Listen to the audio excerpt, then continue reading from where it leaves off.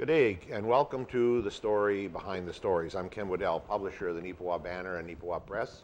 And with me I have Kate Jackman Atkinson, who is editor, and our sports and news reporter, Owen Devereaux. And we've got a wide variety of stories again. We like to keep lots of variety in our stories so that people will pick up the paper and find out what's going on all across the area.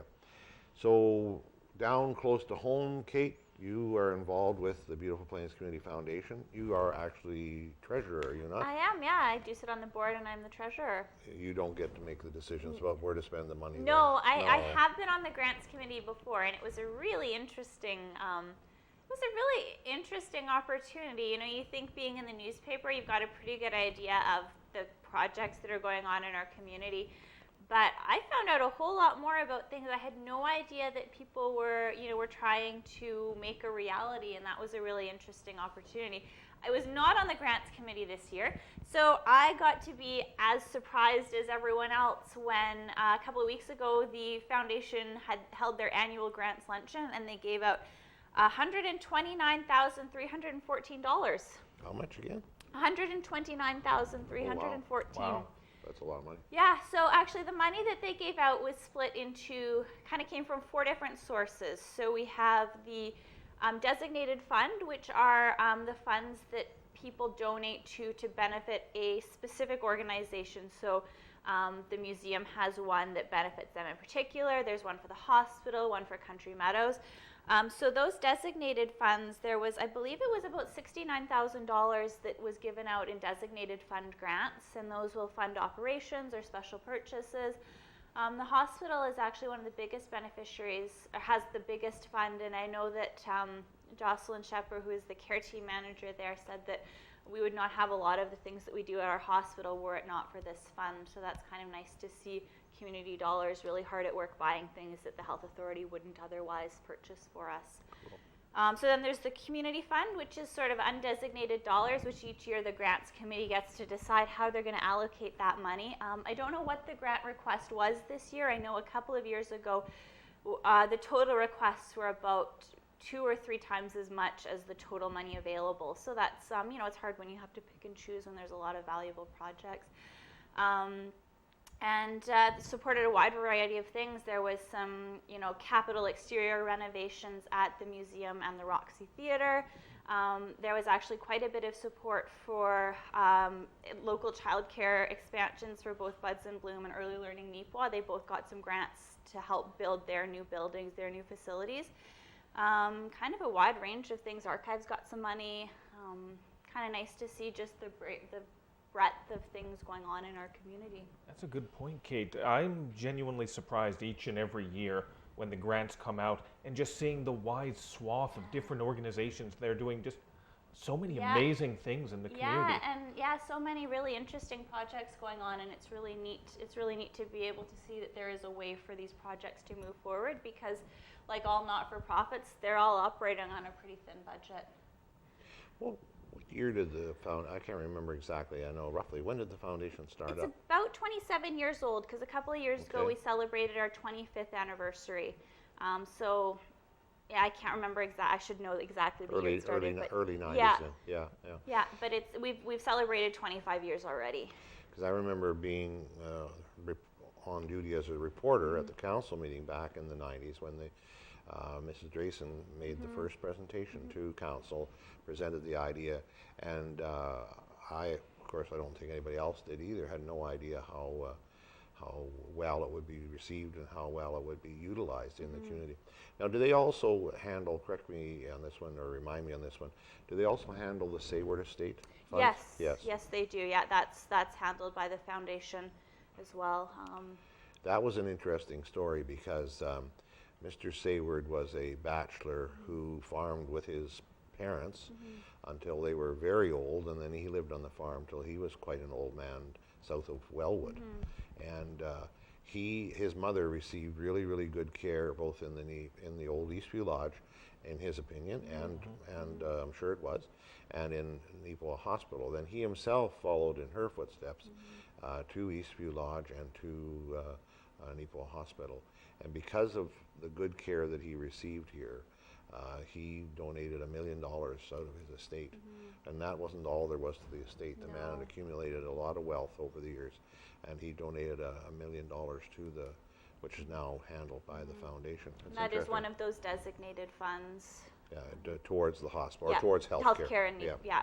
and I guess we also had, there was $2,800 that was given out by the Youth Advisory Committee, which is kind of cool. It's a group of high school students, and they pick where they want their money to go. So it's nice to see youth getting involved in philanthropy at a young age. And there was a new grant that was given out. Local business, well, I guess he's a former business owner, but a longtime business owning family in the Neepawa area.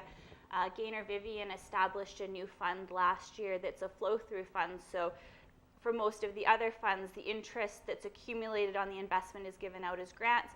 For the Vivian Fund, actually, it just each year he is committed to give $10,000 a year for 10 years, and that whole amount is going out as grants with a particular focus on youth, and in particular youth in sports and youth at risk. So the first grants of that were given out this year, which was pretty neat to see. Very generous. Now, Owen, you covered a story that was just out of the sky as far as I was concerned. I had no idea about this young man from McCreary. Tell me about what all you found out in that hunt for a story there. Well, that was very interesting. Sometimes, as you said, Ken, you have to hunt for a story, and sometimes they just fall right into your lap.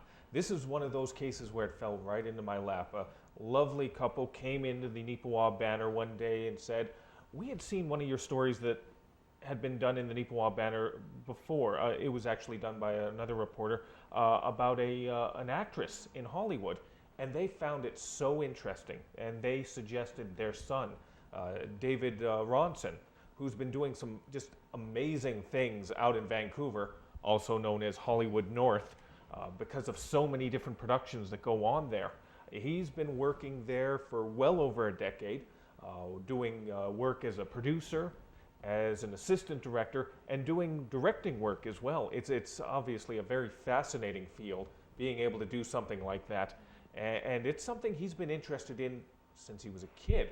I had an opportunity to talk to him on the phone and just to hear the stories, and most importantly, just to hear the passion in his voice, to still be doing it after about 10, 15 years professionally, wow. 20, 25 odd years, you know, it's been his dream, and to still have that passion in the voice, to still be injuvenated by that chosen career. It was very uplifting. It was very interesting to see all the different things he's done and all the different plans in terms of productions that he continues to do.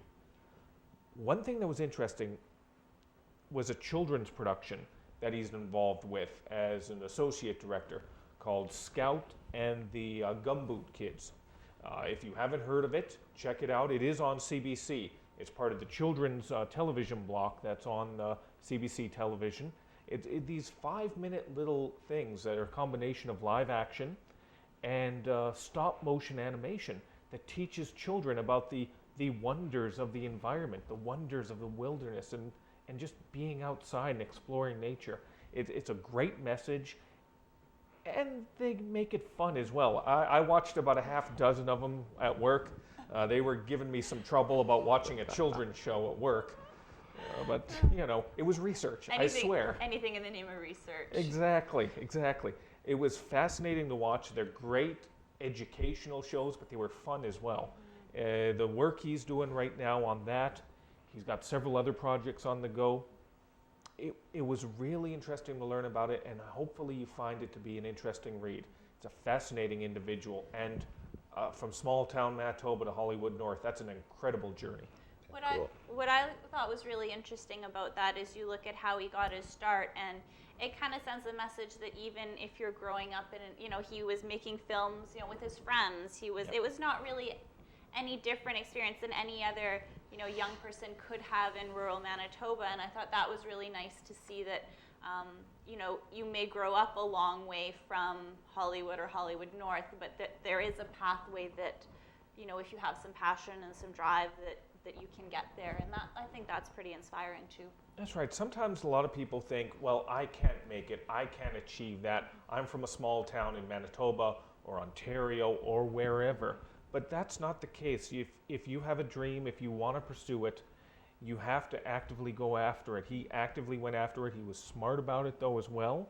You know, it was a great sort of learning about him and what he's done and what he continues to achieve. It was really fascinating. Cool. Well, we come to the point in the list where it says to talk about Ken's column. Always a little self-conscious about that, but anyway. But this week, I actually what I did was I saw that column from Troy Media. We did run it, right? Yeah, we did run it. You can find the letter that inspired Ken's column on page 5 of the Neepawa Banner. Yeah, there you go. I'm not sure inspired is the right word, but anyway, whatever. My take on the daycare thing, and the take that the people that distributed their column through Troy Media, was that the country, Canada, has been chasing the dream of universal, low-fee daycare, and it's a myth. It's not going to happen. It's not going to, and nor should it happen. It's that said, daycare, and I fully defend that, and was part of the program to bring in through when I was part of NADCO, to bring in the Buds and Blooms daycare into Neepawa. Certainly promoted that. But there's a myth out there that everybody has to have access to daycare. It has to be subsidized. It has to be unionized. It has to be government run. And my God, people cannot possibly figure out how to raise their kids on their own. Where did we get into that mess, as far as I'm concerned? So it's probably going to tick off a few people. I mean, I don't think we'll get 2 letters to the editor like we did about the recycling one, No. but Might do. might. But I certainly promote the idea of having well-run, accessible daycare. But please don't make it. It's almost like they make it compulsory that you have to put your kid in daycare. I think that's just plain wrong. But anyway, more interesting to talk about your column, Kate. I think you're talking about what it takes to be a Canadian. Yeah, well, with this may not be relevant by the time people are watching this, but right now, as we sit here, we're in the lead up to Canada's 150th birthday. And so my column is, what does it mean to be Canadian? And I guess the long and the short of it is I'm not entirely sure. Do you guys have any thoughts about what it means to be Canadian?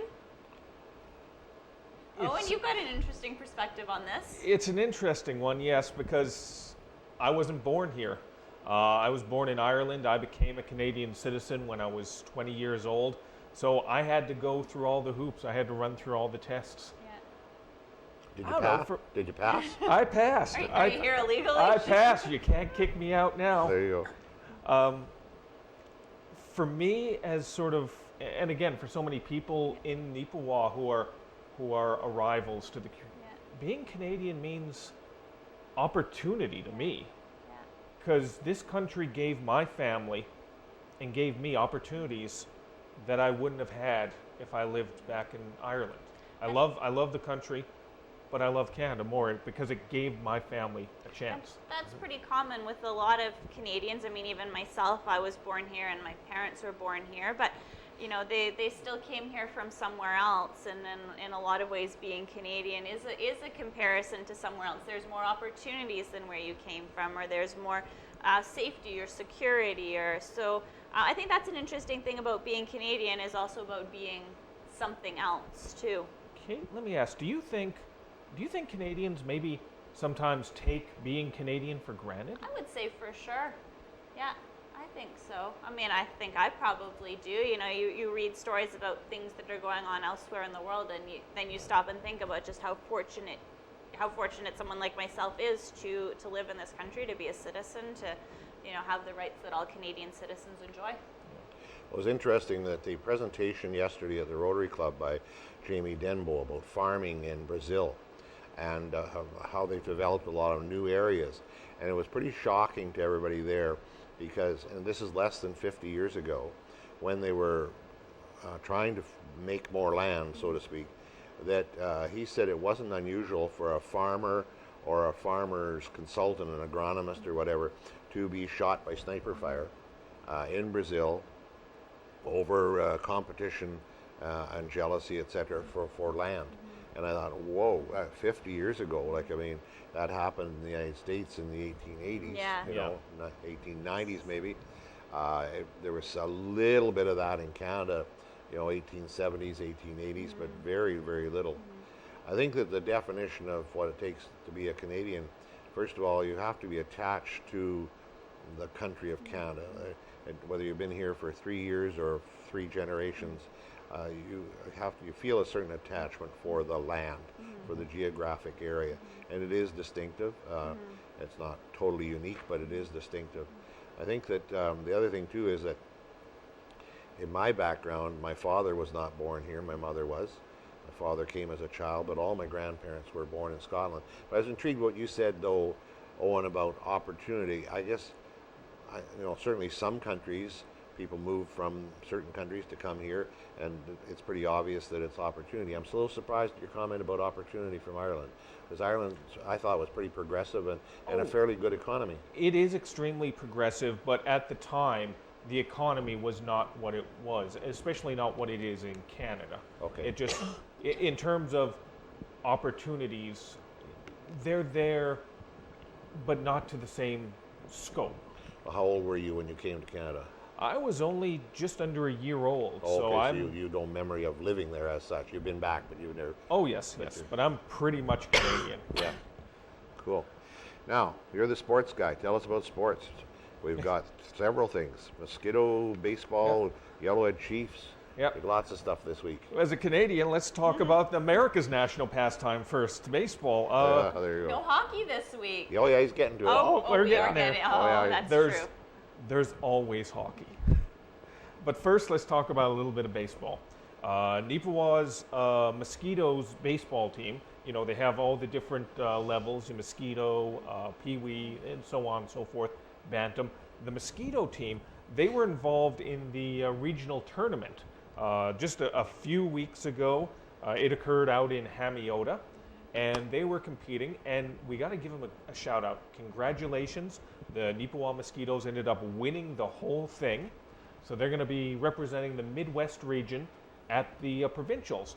Now, while you're watching this, they may be there as we speak, depending on what time of the week you end up seeing this. So hopefully we're going to be talking next week about all their success that they've had at provincials. Look forward to it. Once again, it's great to see the youngsters getting out there, exercising, participating in youth sports like this. Some truly Canadian sports. Yes. Wow. We only have so much sunshine and so much summer, so we got to take advantage of it. Well, we'll get to the truly Canadian sport now. Hockey. You've got a hockey story for us this week. That's right. It's June. It has to be hockey, right? Maybe that's what it means to be Canadian. Maybe there's some. That you can talk about hockey in June. We just had the NHL draft. Yes. That's, of course, all the youngsters from the Canadian Hockey League, from universities and colleges in Canada and the U.S., getting opportunity to be drafted by NHL teams. Relatively familiar name, I'm sure, to a lot of people in and around the Westman region. Was picked up by the Colorado Avalanche. That was a Morgan Geekie. Morgan, the last year, he played for the Tri-City Americans of the Western Hockey League, but he had in the past, he played for the Yellowhead Chiefs for several years. Interesting, I did some research on Morgan. I didn't even realize this at the time. He played 3 games for the Nipawa Natives in the, I believe, the 2014-2015 season. I believe he had 2 points in 3 games. So I'm sure if he ends up winning a Stanley Cup with the Avalanche, we'll claim him as, oh yeah, we knew right from the get-go. Yeah. He's Nipawa native through and through.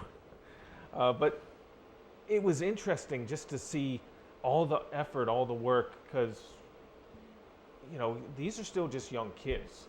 So what's the next step once these players get drafted this year? So what's the next step for them?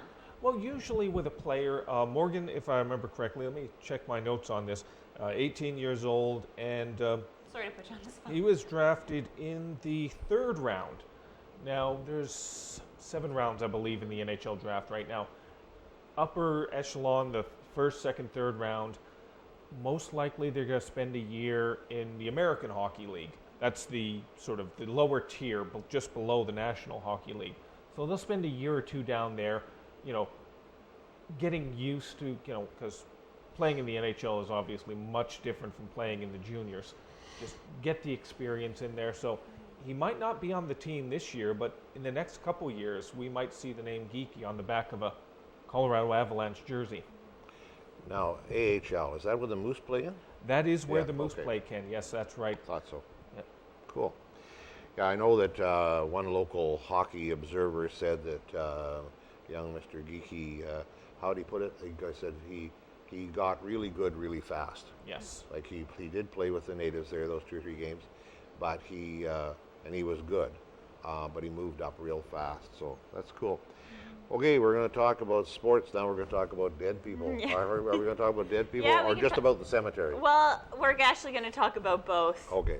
So I don't know, in other communities, they have, kind of cemetery tours, and they'll talk they'll share some of the stories of the people who were buried there. And in Neepawa, in July 21st, we're going to have our very own cemetery sagas, which looks like it should be a really interesting event. It's organized by New Beginnings, which is a grief support group. And I talked to Fran Fraser, who is one of the organizers. She's on the New Beginnings board, and she's helping to organize this event. And she said they started planning on this 2 years ago, which is a phenomenally long time. And they're doing it to, to share some of the beauty of the cemetery, share some of the history of the community, and also to, raise some information about their organization. They're going to have 4 tours on that day. It's going to be kind of a walking tour that will take attendees to 6 grave sites. She explained where all the stops are going to be, but I'm not going to share those, so it can be a bit of a surprise. But it sounded like some really interesting people, some really interesting stories about some of the pioneers and some of the visionaries of our communities past. So this should be really interesting for people who've been here both a long time and a short time. I'd be very surprised if the Hickman grave site isn't on that list. It is. Oh, okay. Well, you can tell. Spoiler alert. Spoiler alert, it is. No. Well, that story is a phenomenal story. You can't really talk about the Neepawa Cemetery without talking about the Hickman and Titanic connection. I think that's pretty well a given. It's quite the story, and it's a testament to the man who did live here. He was very well thought of, who did live here, but unfortunately his body was never recovered, and his brother's body is buried here in error. But it's a fascinating story. Maybe I'll just add that actually at each of the grave sites there's a fairly large group of local volunteers who have come in to do some music or reenactments, some costumes. Oh, wow. So there's going to be I'm going to call it a performance at each of the grave sites, and that the volunteers who are doing that extend beyond the New Beginnings board. I know they've got some local actors, some local musicians. Wow, that really is quite a production. I didn't realize it was so expansive. Yeah. No, it should be pretty interesting. Cool. Now, Owen, you followed up a little bit on a project that was called Pack in the Park. And I don't think that means taking your lunch, right? No. Wasn't that kind of pack, right? I think they did have some food there, though, I'm as sure well. they did. Pack in the Park, Pack Neepawa is their second annual Pack in the Park. Last year's was a little later in the season. If I remember, I think it was mid to late August. It was a little bit of rain as well, so they had to have it indoors. So it was Pack in the Yellowhead Hall. But this year the weather cooperated, fortunately. They had several events. Actually, I believe they had some baptisms as well in the river, which was just, I think it was 4. 4 or 5, yeah. I call it Jordan River style. Yeah. I had an opportunity to speak with Stafford Greer, the pastor for Pack Neepawa. The reason they do this is it's not about a church service. They don't want people who maybe aren't a part of their congregation to feel like they're not welcome. They want it to be more of a community event. So if you were part of other churches, or even if you weren't part of a church, everyone was invited out to it. It was just about a good time, an opportunity to have some fun. They had a lot of family-oriented events going on. They had a lot of music. It was more about just general fellowship, which was great to see. Yeah, I wasn't able to be there that day. We were tied up with other stuff, but it was they had a little bit on Facebook and reading your report there, which looks like they had a good time. we didn't mention, but PAC stands for Prairie Alliance Church. That's right. Prairie Alliance Church. Although originally, and maybe they don't want that out, it was originally Portage Alliance Church, because the original church is still based out of Yeah. Portage La Prairie. Beautiful facility. I've had many times to be able to tour the facility, their church and their school. They have their own independent school. It's a beautiful facility. A lot of people doing a lot of great work. Cool. So this week we've got an auto issue with quite a few ads and some good stories in it. And what was your thoughts about our auto issue? We do it once a month. Yeah, we do it once a month, and I was going to say maybe our plug when we had it last month about advertisers might have worked, because we had pretty strong support this week, which is nice to see because it allows us to include more automotive-related copy. So this week, instead of just the regular review that we have every month, and this month it was the new Ford Mustang. And if you're interested in learning a little more about that car, I encourage you to pick up the paper. But also interesting, our reviewer, Ben, was able to, through a friend, arrange a little photo shoot with not just the new car that he had on test, but also a classic, I believe it was a 67, that's been fully restored, and it was a convertible just like the new one. So there's some kind of neat pictures of old and new there, which I thought was pretty interesting. So because our edition was so big, not only did we have the review, but we also had a bit of a wrap-up of the AJAC, and it's Automotive Journalists Association of Canada. Yeah. And they take the new cars, or very heavily updated cars that are new for that product, for that model year, Right. and they compare them head to head. So if you're kind of in the market for a specific segment of a car, you want a small car, or you want an SUV, or you want a large car, or you want a green car, they compare these vehicles head to head, and they make their picks. So I thought that was pretty interesting. If you're kind of in the market for something and you don't know what you want, this would be something good to read. Threw me off there for a minute. You said if you want a green car. I thought, These aren't Model Ts that only come in green. This is no, you're okay. You're talking about energy efficient oh, cars. Okay, not green versus blue. No, Green, okay. no. They only reviewed cars that were green in color, Oh. nothing else. 2017 Car of the Year, blue. Well, it's interesting that when you think about the mid-'60s Mustang, when you go through all the cars over the years, people start to name, even the people that don't know a lot about cars, they'll name, going way back, they'll name the Model T Yeah. and the Model A. Yeah. And then in the 30s, it gets kind of nondescript. Like Yeah. they did. The mid-30s Fords were pretty exciting. Speaking of which, there is some mid-30s, early 40s Ford cars for sale on an auction sale coming up Oh, here really? shortly. Yes, there's 180 cars plus Whoa. for sale of Oh, antique okay. cars at the end of August. Whereabouts is Well, that? Jordy Vincent's collection is Oh, really? going up for auction. Oh, So, wow. Yeah, and then you talk into the 50s, like 1940s was pretty bland for cars because most of the U.S. car industry, most of the world car industry, was devoted to building vehicles for the war effort on both sides of the battle. And then in the 50s, the early 50s cars were, 51 Chevy's kind of cool, but they really didn't break out until about the 55 Chevy. And Ford had good vehicles then too, but 55, 56, 57 Chevys, there's whole clubs. Those huge clubs that Huge voted clubs. to those, People to go- those three model those, years. 3 years, yeah. Yeah. And the culmination, I think, is the 57. But then, of course, you get to the 60s with the Mustangs.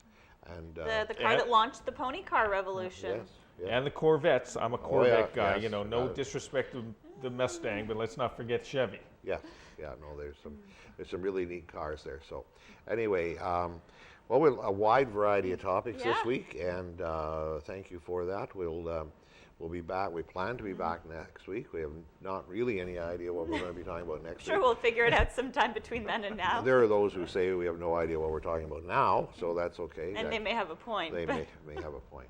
We hope we'd that- appreciate your thoughts on that. Exactly. I'm just going to say that. We appreciate your feedback, whether it's by phone, by letter, or by email. We'd appreciate your feedback. And thank you for watching the story behind the story. I'm Ken Waddell from the Neepawa Banner with Kate Jackman Atkinson and Owen Devereaux. We thank you for watching.